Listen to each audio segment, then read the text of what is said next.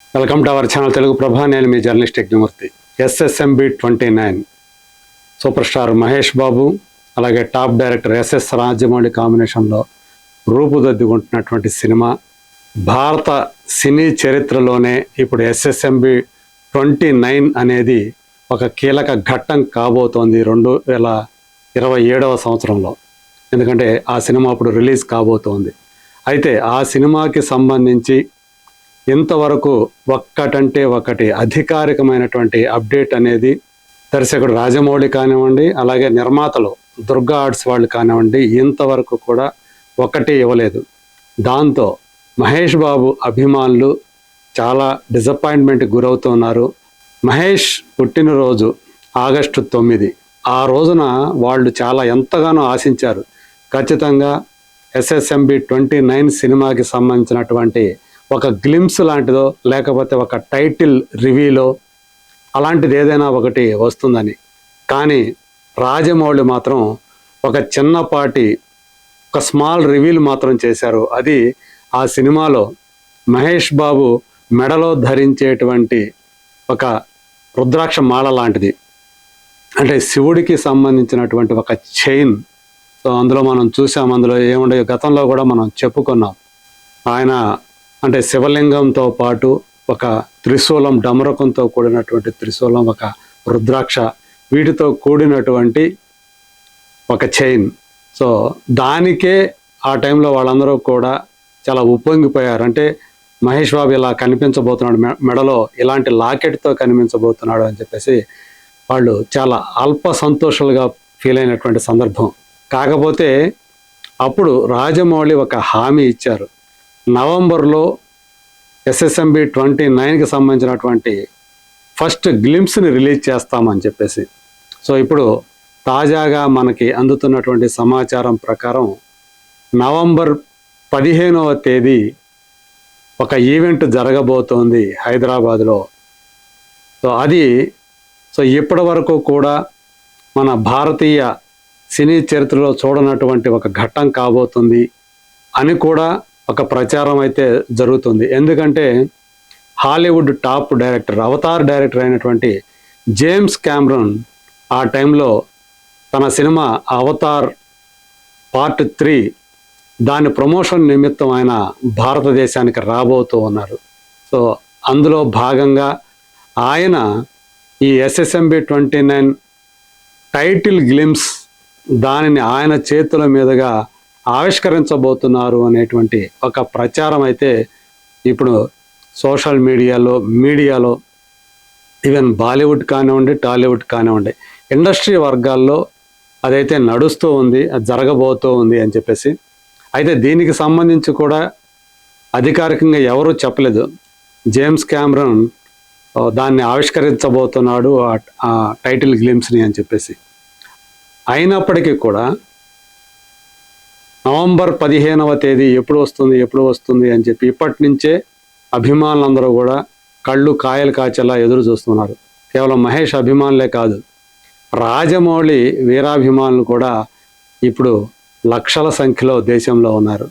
So వాళ్ళు కూడా ఎంతో ఈగర్గా వెయిట్ చేస్తున్నటువంటి సందర్భం ఇది.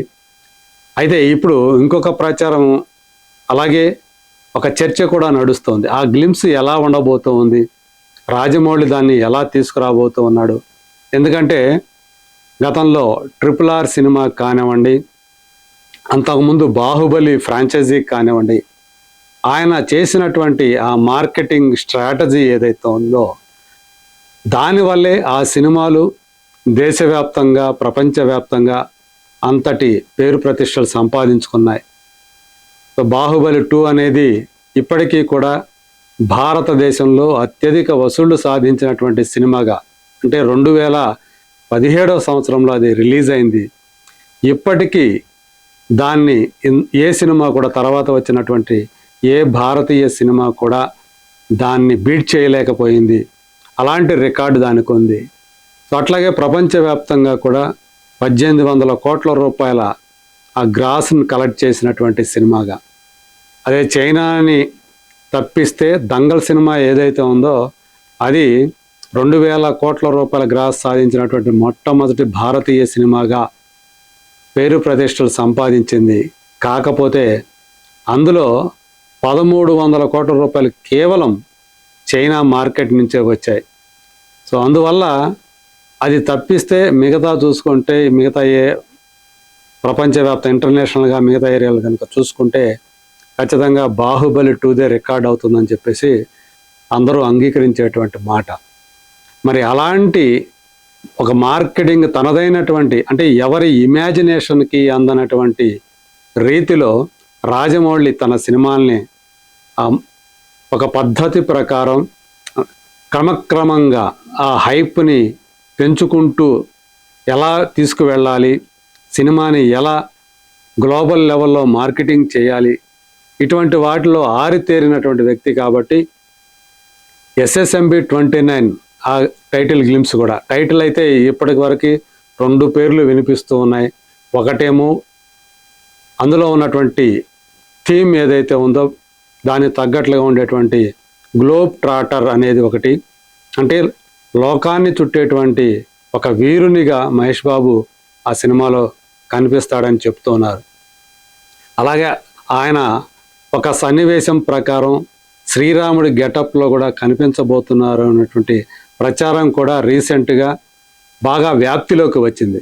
సో అందులో నిజానిజాలు ఏమిటి అనేది తర్వాత కాలంలో మనకు తెలుస్తాయి.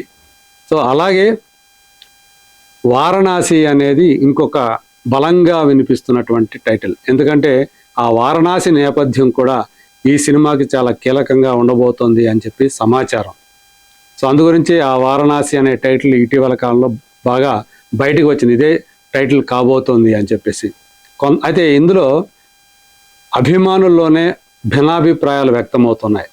చాలామంది గ్లోబ్ ట్రాటర్ అనేదైతే ఇంటర్నేషనల్ అప్పీల్ ఉంటుంది, సో ఆ టైటిల్ పెడితే బాగుంటుంది అని చెప్పేసి.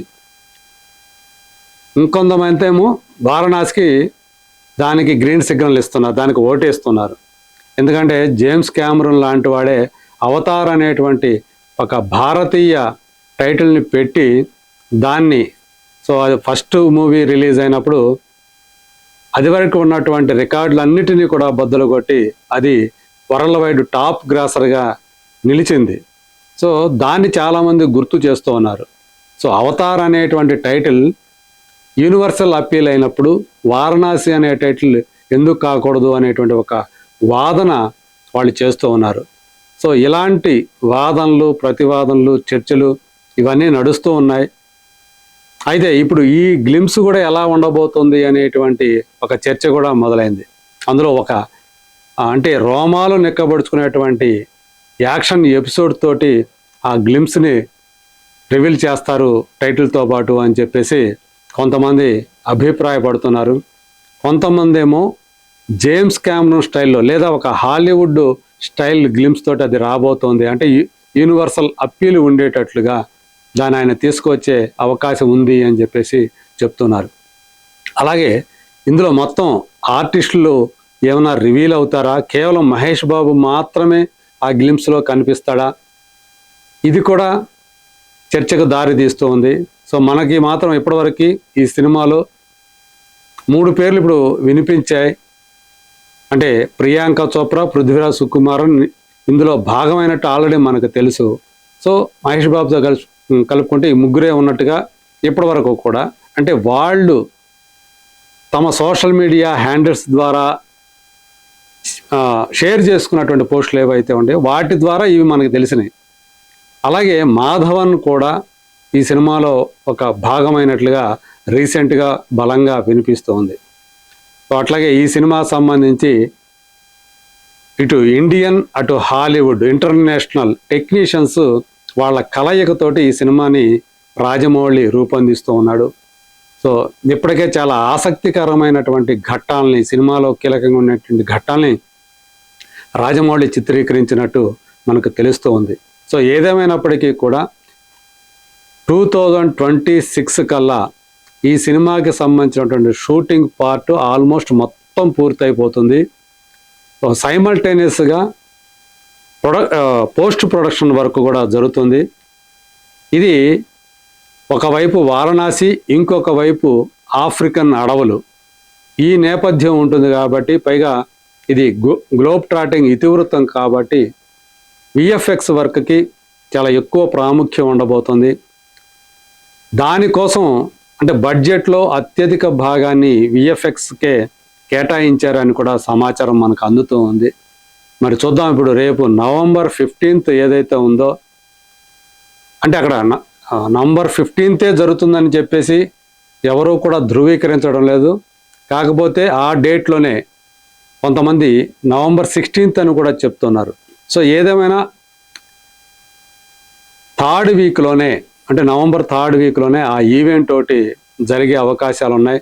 మరి చూద్దాం దాని ఎంత గ్రాండియర్గా ఆయన ప్లాన్ చేస్తూ ఉన్నాడో, అలాగే దానికంటే మించి ఆ గ్లింప్స్ని ఆయన ఎలా మన ముందుకు తీసుకురాబోతున్నాడు అనేటువంటి ఒక ఆసక్తి విపరీతంగా ఇప్పుడు అందరిలో కూడా కలుగుతుంది. సో అది ఒక పెద్ద మేజర్ ఈవెంట్గా కాబోతుంది భారతీయ సినీ చరిత్రలోనే.